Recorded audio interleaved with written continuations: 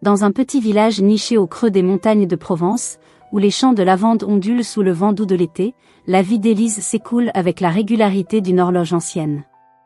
À 23 ans, elle est l'âme discrète de ce coin de terre, une jeune femme dont les gestes sont aussi légers que les pétales qu'elle ramasse dans les champs familiaux.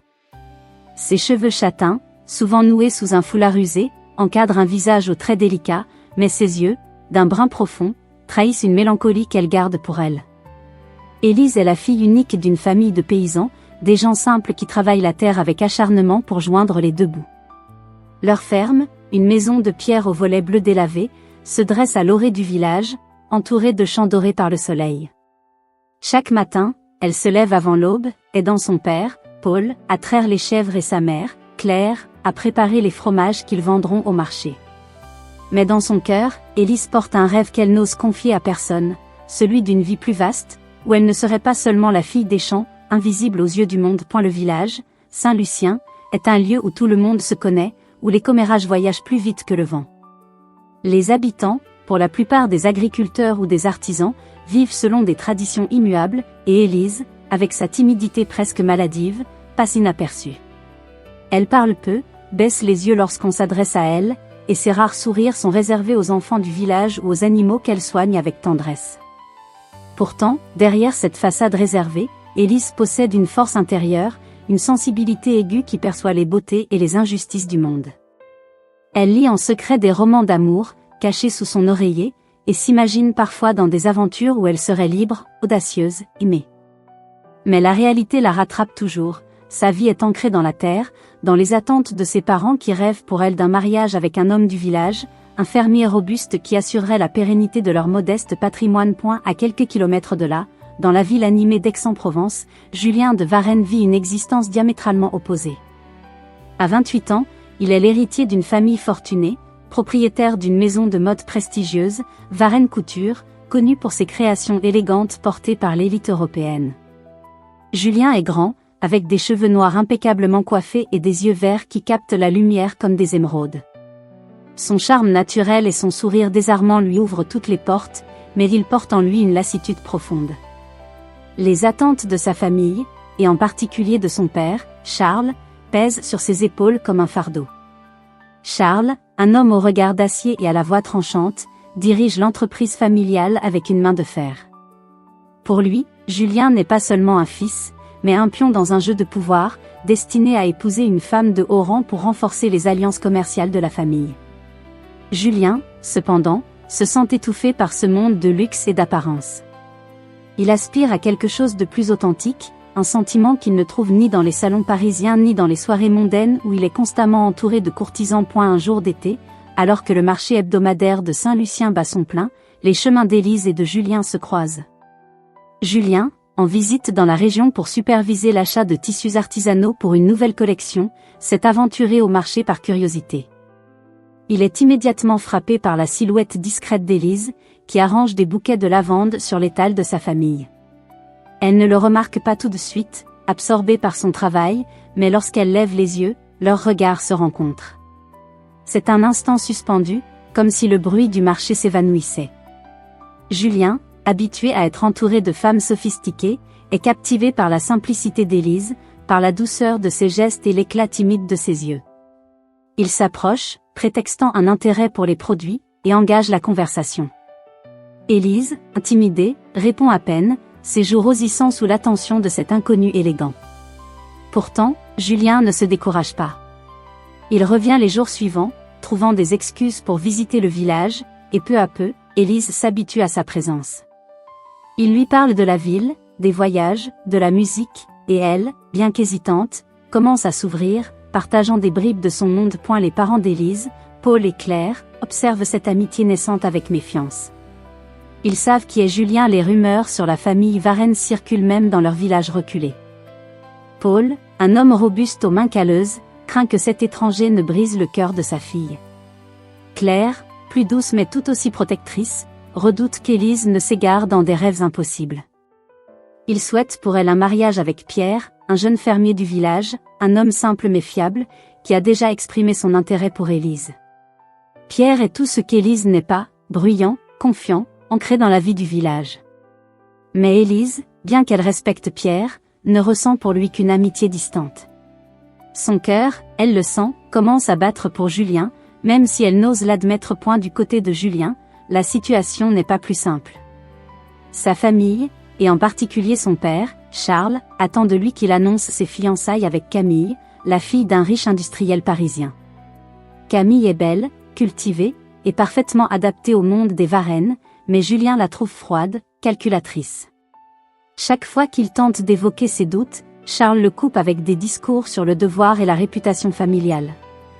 La mère de Julien, Isabelle, est plus compréhensive, mais elle reste sous l'influence de son mari, incapable de s'opposer à ses décisions. Julien, partagé entre son désir de liberté et la pression familiale, trouve en Élise une bouffée d'air frais, une lueur d'espoir dans son existence étouffante. Le conflit éclate lors de la fête annuelle du village, un événement où les habitants se réunissent pour célébrer la récolte. Élise, vêtue d'une robe simple mais élégante cousue par sa mère, se tient à l'écart, observant les danses et les rires. Julien, qui a insisté pour assister à la fête, la trouve parmi la foule et l'invite à danser. Malgré sa timidité, Élise accepte, et pour la première fois, elle se sent vue, non pas comme la fille des champs, mais comme une femme. Leur danse attire les regards, et les murmures commencent à circuler. Alors que la musique s'arrête, Julien, emporté par l'émotion, s'agenouille devant Élise, devant tout le village, lui demande sa main. Les mots jaillissent de son cœur, sincères et spontanés. « Élise, tu es la lumière que je cherchais. Veux-tu m'épouser ?» Un silence lourd s'abat sur l'assemblée. Élise, figée, sent son cœur s'emballer. Sa timidité la paralyse, et elle ne peut répondre, ses yeux passant de Julien au visage choqué des villageois. Les parents d'Élise, présents, échangent un regard inquiet. Pierre, qui observait la scène, s'éloigne, blessé. Les murmures se transforment en exclamations, et bientôt, la nouvelle atteint Aix-en-Provence. Le lendemain, Charles de Varennes, furieux, fait irruption dans le village, accompagné de son chauffeur. Il trouve Julien et Élise près de la ferme familiale, et sans égard pour les spectateurs, lance à son fils « Comment oses-tu demander cette Képira en mariage? Une paysanne sans nom, sans fortune? Tu déshonores notre famille. » Ces mots frappent Élise comme un coup de poignard. Elle baisse les yeux, les larmes lui montant aux joues, tandis que les villageois, attirés par l'altercation, observent en silence. Julien, rouge de colère, se place devant Élise, protecteur. Il répond à son père avec une passion qui surprend tout le monde. Élise n'est pas une Képira. Elle est plus noble que nous tous, parce qu'elle vit avec honnêteté, avec cœur. Je l'aime, et je l'épouserai, que vous l'acceptiez ou non. Sa voix tremble d'émotion, et ses mots, chargés de sincérité, touchent les cœurs des villageois. Même Paul et Claire, malgré leur réticence, sentent leur méfiance vaciller. Mais Charles, inflexible, tourne les talons, promettant des conséquences. Élise, bouleversée, s'enfuit vers la ferme, incapable de supporter l'humiliation. Seule dans sa chambre, elle fouille dans une vieille boîte appartenant à sa mère, cherchant du réconfort dans les souvenirs. C'est alors qu'elle découvre une lettre jaunie, scellée d'un cachet qu'elle ne reconnaît pas. En l'ouvrant, elle lit des mots qui la laissent sans voix, une mention d'un lien ancien entre sa famille et celle des Varennes, un secret enfoui depuis des décennies. La lettre parle d'une dette, d'une promesse brisée, mais les détails sont flous. Élise, troublée, hésite à en parler à Julien. Ce secret pourrait tout changer, mais il pourrait aussi aggraver le conflit. Alors qu'elle referme la boîte, elle entend des pas dehors. Julien, venu la chercher, déterminé à prouver son amour. Mais dans l'ombre, une question persiste, ce secret, quel qu'il soit, les unira-t-il ou les déchirera-t-il? La lumière dorée du crépuscule baignait le village de Saint-Lucien, peignant les champs de lavande d'une lueur douce qui semblait apaiser les tensions de la journée. Mais pour Élise, aucun répit n'était possible. Les mots cruels de Charles de Varennes résonnaient encore dans son esprit. Comment oses-tu demander cette Képira en mariage? Ces paroles, prononcées avec un mépris glacial, avaient percé son cœur comme une lame. Assise sur le bord de son lit, dans la petite chambre aux murs de pierre de la ferme familiale, elle serrait la lettre jaunie trouvée dans la boîte de sa mère. Ses doigts tremblaient, hésitant à relire les lignes mystérieuses qui suggéraient un lien ancien entre sa famille et celle de Julien. Elle ne comprenait pas encore tout, mais une chose était claire, ce secret, quel qu'il soit, pesait lourd. Dehors, le chant des grillons emplissait l'air, mais Élise se sentait prisonnière d'un silence intérieur, déchirée entre son amour naissant pour Julien et la honte d'être jugée indigne. Julien, de son côté, ne trouvait pas le sommeil. Dans l'hôtel particulier des Varennes à Aix-en-Provence, il arpentait sa chambre, les poings serrés. L'altercation avec son père l'avait secoué, mais pas autant que le regard blessé d'Élise lorsqu'elle s'était enfuie. Il revoyait son visage, ses yeux brillants de larmes contenues, et une colère sourde montait en lui contre l'arrogance de sa famille. Charles, son père, n'avait pas seulement insulté Élise, il avait attaqué l'idée même de l'amour que Julien ressentait, un amour qu'il n'avait jamais connu auparavant. Il s'était toujours plié aux attentes des Varennes, assistant au dîner mondain, souriant aux prétendantes que son père lui présentait, mais avec Élise, tout était différent. Elle était authentique, sans artifice, et chaque moment passé avec elle lui donnait l'impression de respirer pour la première fois. Pourtant, il savait que son père ne céderait pas facilement. Charles avait bâti un empire sur le contrôle, et Julien était son héritier, un pion dans un jeu de pouvoir où les sentiments n'avaient pas leur place. Le lendemain matin, Élise se leva avant l'aube, comme à son habitude. Elle enfila sa robe de travail, un tissu usé qui sentait la lavande, et rejoignit son père dans les champs. Paul, un homme de peu de mots, remarqua immédiatement la tristesse dans les yeux de sa fille. Il posa une main lourde sur son épaule, un geste rare qui trahissait son inquiétude. « Élise, cet homme, il n'est pas de notre monde. Tu le sais, n'est-ce pas ?» murmura-t-il. Élise hocha la tête, incapable de répondre. Elle voulait croire en Julien, en la sincérité de ses mots lors de la fête du village, mais les paroles de Charles avaient planté un doute. Et puis, il y avait cette lettre. Elle n'en avait pas encore parlé à ses parents, craignant leur réaction. Que signifiait cette histoire de dette ? Pourquoi sa mère avait-elle gardé ce secret si longtemps ?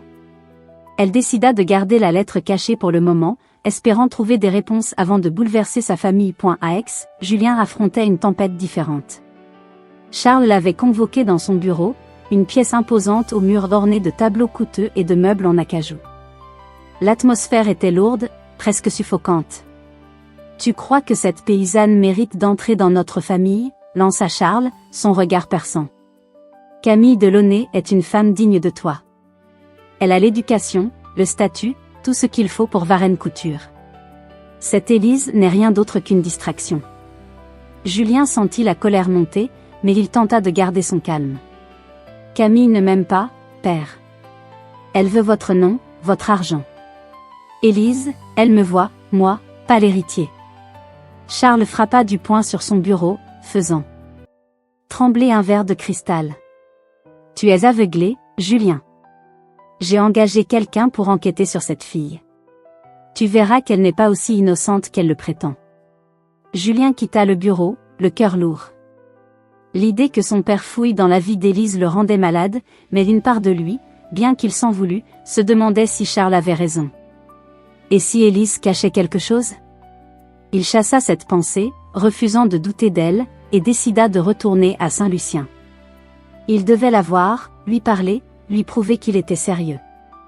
En chemin, il passa devant la boutique d'un fleuriste et acheta un bouquet de roses blanches, un symbole de pureté et d'espoir, espérant que ce geste apaiserait la douleur d'Élise. Quand Julien arriva à la ferme, Élise était seule, occupée à trier des herbes dans la cour. Elle sursauta en le voyant, son cœur s'emballant malgré elle. « Julien, tu ne devrais pas être ici, » murmura-t-elle, évitant son regard. Il s'approcha, lui tendant les fleurs. « Élise, je suis désolée pour ce que mon père a dit. Ces mots ne reflètent pas ce que je ressens. Je t'aime, et je veux être avec toi. » Élise prit les roses, ses doigts effleurant ceux de Julien, mais elle recula d'un pas. « Tu ne comprends pas, Julien. Je ne suis pas comme toi. Je ne viens pas de ton monde. Ton père a raison, je ne suis qu'une Képira. » Ces mots, prononcés avec une douleur contenue, brisèrent le cœur de Julien. Il voulut répondre, mais elle tourna les talons et rentra dans la ferme, le laissant seul avec ses fleurs. Ce soir-là, Élise, incapable de trouver le sommeil, ressortit la lettre de sa cachette. Elle la relut, scrutant chaque mot comme si elle pouvait en extraire une vérité cachée. La lettre, écrite dans une écriture élégante mais fanée, parlait d'une promesse faite par un certain Henri de Varennes, un ancêtre de Julien, à un homme nommé Étienne, le grand-père d'Élise. Une dette financière, liée à un prêt jamais remboursé, avait apparemment ruiné la famille d'Élise, les forçant à abandonner leur commerce prospère pour devenir de simples fermiers. Mais il y avait autre chose, une phrase vague, la vérité sur ce qui s'est passé à la chapelle doit rester scellée. Élise fronça les sourcils. Quelle chapelle? Quel secret? Elle sentit un frisson la parcourir. Ce document pouvait-il prouver que la famille de Julien avait causé la ruine des siens? Et si oui, comment pourrait-elle aimer un homme dont la famille avait détruit la sienne? Le lendemain, Julien revint, plus déterminé que jamais. Il trouva Élise au marché, où elle vendait des fromages avec sa mère. Ignorant les regards curieux des villageois, il l'entraîna à l'écart, près d'un vieux chêne. « Élise, parle-moi. Pourquoi me repousses-tu » demanda-t-il, sa voix teintée de désespoir.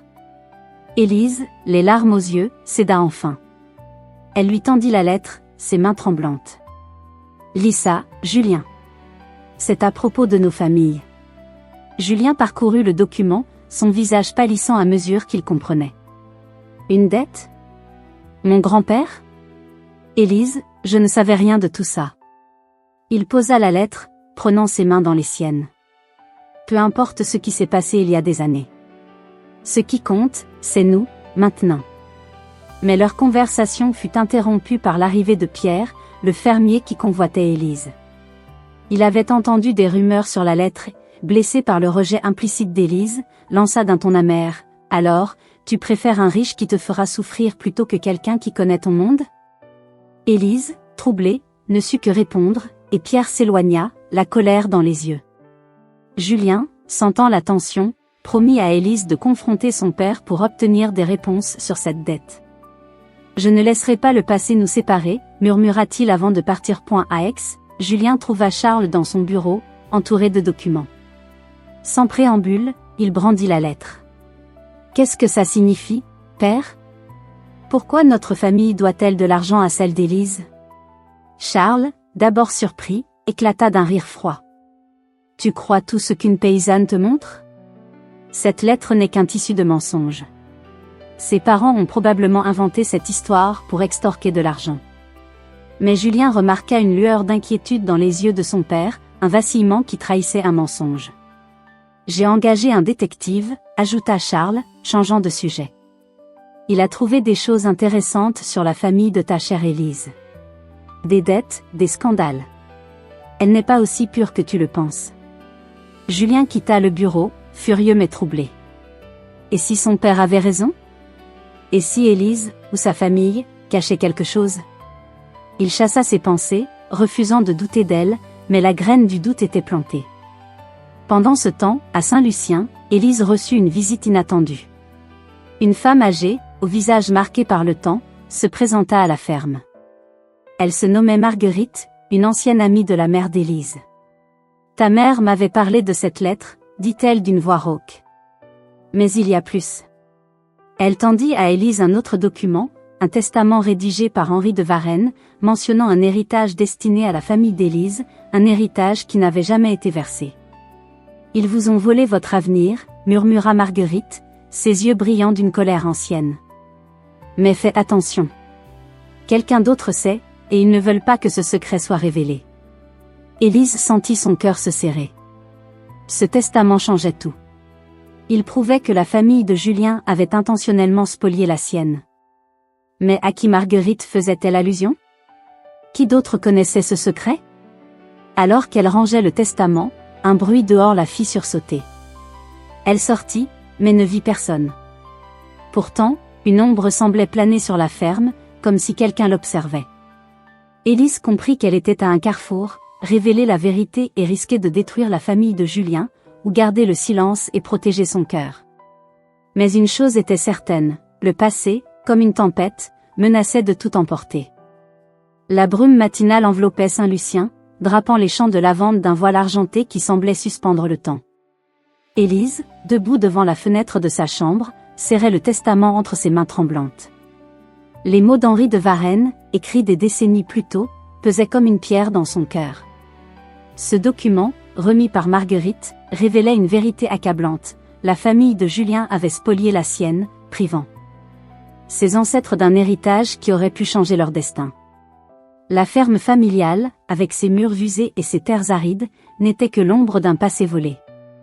Élise sentit une colère sourde monter en elle, mêlée de tristesse. Elle aimait Julien, elle en était certaine, mais comment pourrait-elle construire un avenir avec lui, sachant que sa famille avait détruit celle de ses parents?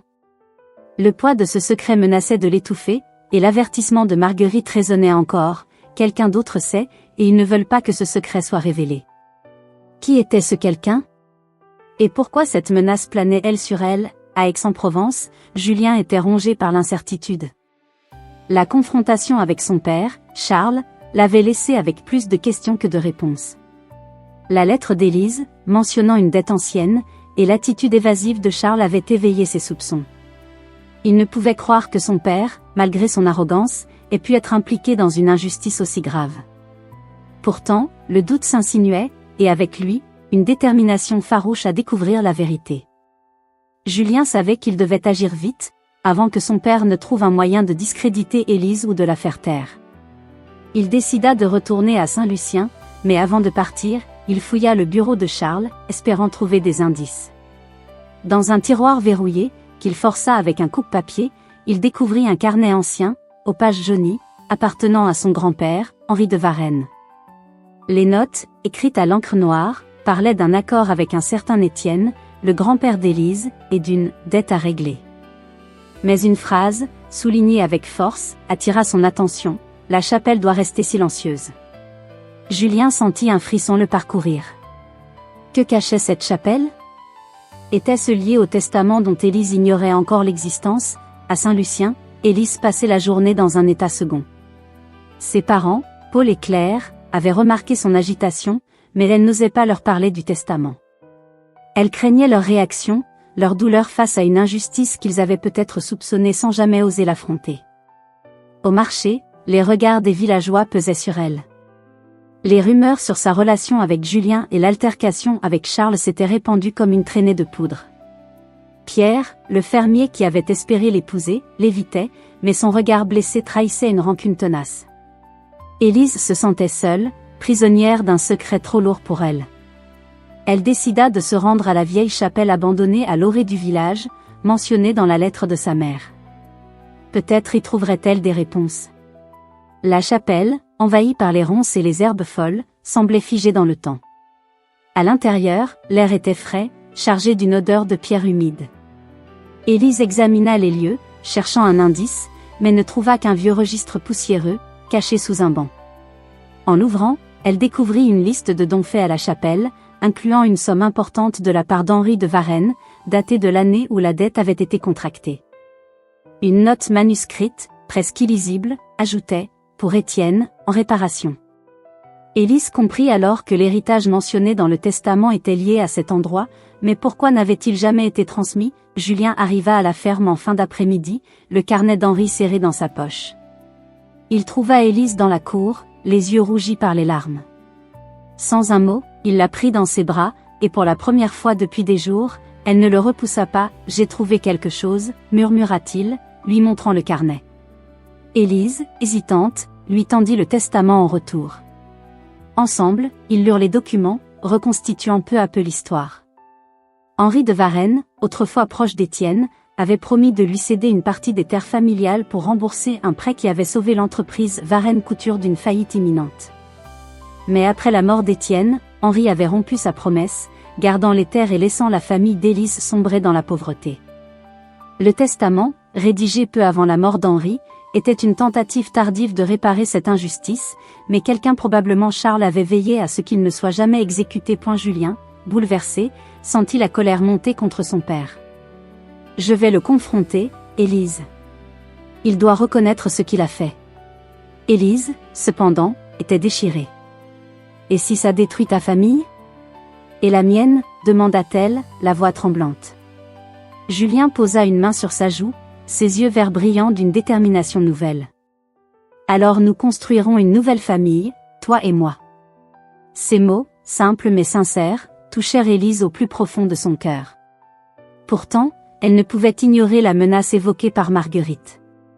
Quelqu'un d'autre savait, et ce quelqu'un pouvait tout changer. Le lendemain, Julien organisa une réunion dans l'hôtel particulier des Varennes, invitant non seulement sa famille, mais aussi les parents d'Élise et quelques notables du village, dont le maire, qui avait entendu les rumeurs. Charles, furieux d'être ainsi défié, tenta de prendre le contrôle de la situation. Cette histoire de testament est absurde, lança-t-il, son ton glacial. Une fabrication pour salir notre nom. Mais Julien, tenant le carnet et le testament, exposa les faits avec une clarté implacable.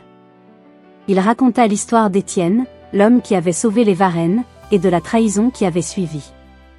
Les mots de Julien, chargés d'émotion, firent taire l'assemblée. Même Isabelle, la mère de Julien, habituellement silencieuse, baissa les yeux, honteuse. Charles, acculé, tenta une dernière défense. Tout cela appartient au passé. Pourquoi remuer ces vieilles histoires? Mais Paul, le père d'Élise, se leva, sa voix tremblante de colère contenue. Parce que ce passé a détruit notre avenir. Ma fille mérite mieux que vos insultes. Élise, émue par le soutien de son père, trouva enfin le courage de parler. Je ne veux pas de vengeance, dit-elle, sa voix douce mais ferme. Je veux seulement la vérité. Et l'amour de Julien. Ces mots, prononcés avec une sincérité désarmante, firent vaciller Charles. Pour la première fois, il sembla voir Élise, non comme une paysanne, mais comme une femme digne de respect. Alors que la réunion touchait à sa fin, une voix inattendue s'éleva. Marguerite, l'amie de la mère d'Élise, entra dans la pièce, un dossier à la main. Vous pensez que tout est réglé? Demanda-t-elle, son regard perçant fixé sur Charles. Elle révéla alors la vérité finale. Elle avait été employée par les Varennes des années plus tôt, mais avait été licenciée après avoir découvert la vérité sur la dette. C'était elle qui avait caché le testament, espérant qu'un jour, quelqu'un comme Élise aurait le courage de le révéler. Mais elle ajouta un détail qui glaça l'assemblée. Charles avait engagé un homme de main pour intimider Marguerite et s'assurer que le testament reste secret.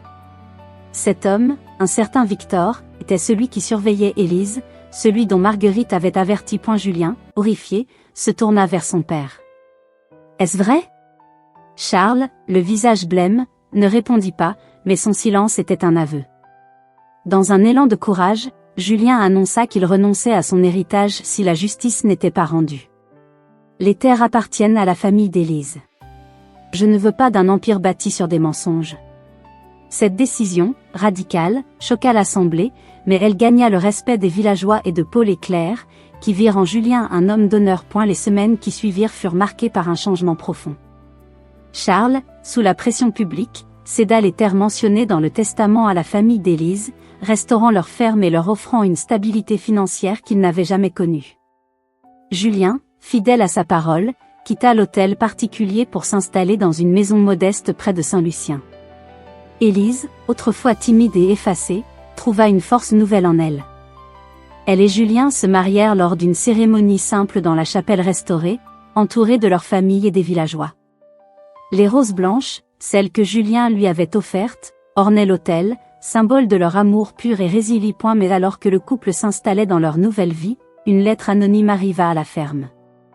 Glissée sous la porte, elle ne contenait qu'une phrase: la chapelle garde encore un secret. Élise et Julien échangèrent un regard, partagé entre l'inquiétude et la curiosité. Était-ce une menace? Une nouvelle révélation? Ils décidèrent de ne pas laisser ce mystère entacher leur bonheur, mais au fond d'eux, une question persistait: avaient-ils vraiment échappé aux ombres du passé? Alors qu'ils se tenaient main dans la main, regardant les champs de lavande s'étendre à l'horizon, ils savaient que leur amour, forgé dans l'adversité, serait leur force, quoi qu'il arrive.